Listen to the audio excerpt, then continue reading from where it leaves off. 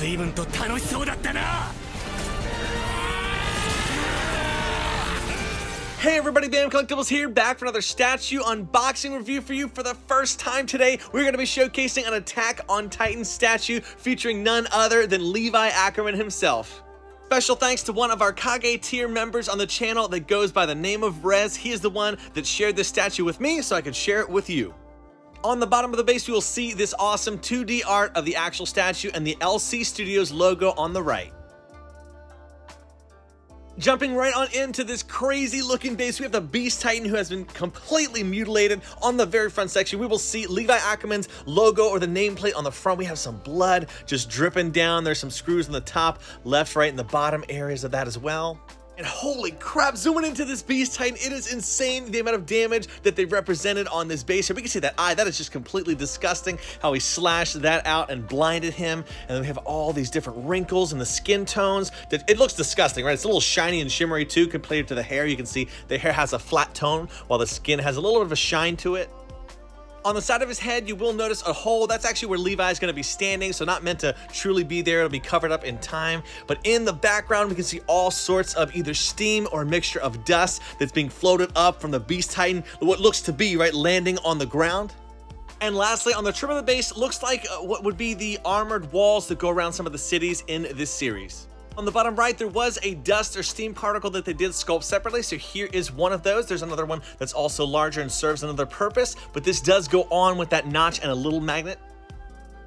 For the second piece, like I said, it serves two different purposes. So up here in the top left section, it's a larger piece, so it's going to have a steel rod to support it into place. And if we flip it over on the other side, we'll notice that there's a notch in here, and an effect is going to be connecting to here later. And it really does need the support of connecting to this top section to make sure it doesn't, sag or bend over time. So very important that they sculpted this piece. We'll see what it does later. That's pretty much it for the base and effect pieces. Now we'll jump into the whole complete outfit that is going to bring Levi to life. We have the gas tanks going on here. The amount of details that they packed in here are insane. This is the steel rod and notch just going to connect to the side of Levi that allows them to attach to him. We have some of the extra blades that are in there. They can't be removed. They're just kind of just sitting there in the front. For these tanks, they did a great job at kind of adding a weathering effect that goes onto them so they don't look perfectly like they just came from out of the shop or something. He has seen some sort of battle. They have been clashing or clanging against other things. And here's the second one that goes along with it. You can see uniquely painted and sculpted, right? So they're not just one and the same. They're not copy pasted over. They are uniquely done. And then we have these pieces here that go on the inside of the gas tanks. I'll be honest, I'm not even going to use them when I put the statue together, but I do know that they go inside of here. Maybe it attaches itself to some of the rest of the gear, in reality. But for some reason, when I connected these on to the statue later, they just didn't look right or fit right. So I'm going to be leaving them off overall, but that's where I think they go in the statue. Here is the main body piece for Levi, and it's crazy the amount of things that they sculpted all together. Like, I don't envy them for one moment, whoever had to paint this, the amount of details they had to add as they put it together. So we have the leather boots here, look fantastic as well. Kind of the whole theme of this is going to be that he is battle damaged or has seen battle because, I mean, come on, he is facing the Beast Titan, and he probably went through a lot of hell before taking down some other Titans before he took him down, just like in the show. I gotta give props to the ODM gear on this statue. Looks flawless. Not that I'm really familiar with every single part, but I tell you what, it's surely believable to me the amount of accuracy that they added to the sculpt for this statue. I never really realized all the intricacies that went into the outfits for the characters in this show. It's crazy, all the different belts and buckles. That's one of the things I love about showcasing statues, to get to see all these details up close and personal. Even like this right here, the elbow guard, the metal elbow guard. I never even noticed that was there. The decals that they did on the statue also look incredible. Everything is really cleanly applied to the piece itself. On the top section, we'll see where his head socket's gonna go, as well as a scarf, and then the miniature cloak that they all wear, the green colored one. If you own this statue, be super careful. We have all these, what I believe to be PVC wires, the gas lines that are going to be running all throughout the statue. You got to be careful to make sure you don't bump into them too much. You don't want to cause too much stress or pressure, but that's how one of these tanks attached to the side. We'll get the other one on there as well. Such an amazingly engineered piece when I look at this and how everything does fit together. These outfits are crazy complicated, and how they made these so believable and accurate, I'll never know. There's a lot of time and intentionality and passion, most importantly, that went into the creation of these. So once you have those on, the wires should be on the outside of it, as you see there.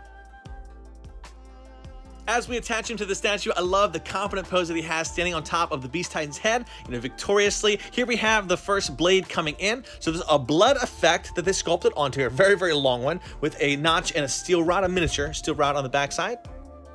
Which, if I'm honest, I'm not even sure how I feel about this effect. So I know what they were going for here. Maybe he's moving his blade so fast, or just got out of, being the human Beyblade that he is when he's fighting him. And, you had this blood that's kind of dripping or trickling off. But anyway, we'll talk about that a little bit later. We'll see the hands perfectly gripping that sword. The blade itself obviously looks incredible, just like the rest of the outfit. On the bottom is a small notch where a gas line will be attaching to that as well, but overall the details were fantastically captured on this. Here's the other sword, which doesn't have as long of a blood effect, but does have some that's dripping off here. The blood itself looks a little thick. I almost wish they kind of went for like a transparent resin on there. Maybe that would have looked better. So a little odd the way that the blood looks. But hey, overall, I think they did a good job at capturing a little bit of gore and blood on this statue altogether, but not an overwhelming amount that it kind of takes over. Both hands just attach into the wrist areas with magnets. Now here's where we're going to pop off this section and again attach this blood effect that we saw into this notch. Very important because it's such a long piece. It does need something to really balance it and keep it into place. So that's what this is going to be for, kind of like a pillar supporting a building. This is going to be the pillar that supports this blood effect. Now very tricky when installing this. Be super careful. So do it as I did here. And what you're going to do is tilt the body back just a little bit while at the same time pulling forward the hand. So there's going to be a little bit of resistance. It's going to feel uncomfortable to do this, but it will fit into place. Again, pull that body back and push this a little bit forward, and it just goes right into place and secures itself. As if the statue wasn't accurate enough already, they did have another wire that they added, actually 2 of them, that's going to be going from the ODM gear to the actual blades. I do apologize for my hand blocking the camera, but it's very difficult to get into place while still capturing. So one end goes into the top portion of that ODM gear and the other goes into that butt part of the actual blade. So spinning around, you can see how that goes into place. It gives it a nice dynamic feel overall, though, the way they sculpted the wire into position. While we're installing this other wire, I want to say special thanks to Favorite GK. That's where I picked up this statue. They're always good and reliable to order from. The links are in the description if you ever want to check out where you can get stuff for yourself and enjoy these fine pieces of art.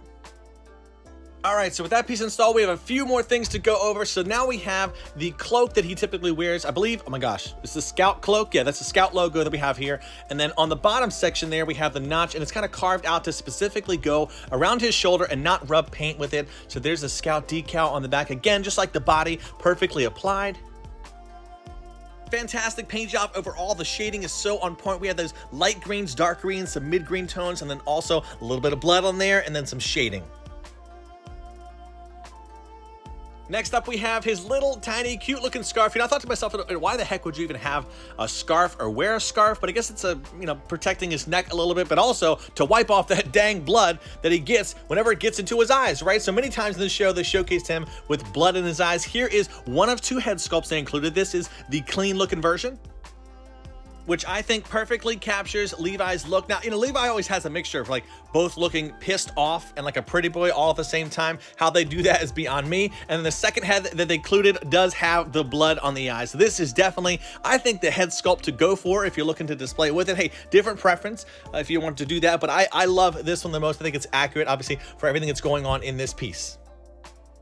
Quickly, this is my favorite angle, and just so you can see both heads and how they look, there is that clean version, and then there is the bloody version. Again, let me know in the comments below which one you prefer. With my red spotlight shining through the back, here is the final reveal of the statue itself. Such an incredibly awesome balanced piece between, diorama and the actual character, the crazy amount of Beast Titan here. I will mention, I kind of wish that they had, blades that they didn't have the blood effects on there. That would have been cool if they didn't, just plain blades. I would love to see how that looked. Recently, we got teased with this statue concept of Annie. So right, we have a Titan shifter and the Titan in the background. This is going to be by a different studio. Let me know in the comments below if this is something that you would love to see on the channel. If you're currently not subscribed to the channel, I want to encourage you to do so. We are on the road to a 200K. Cannot wait to hit that milestone. I hope you enjoyed today's video, and I will see you in the next. As always, everybody, do what you love and love what you do. Bam out.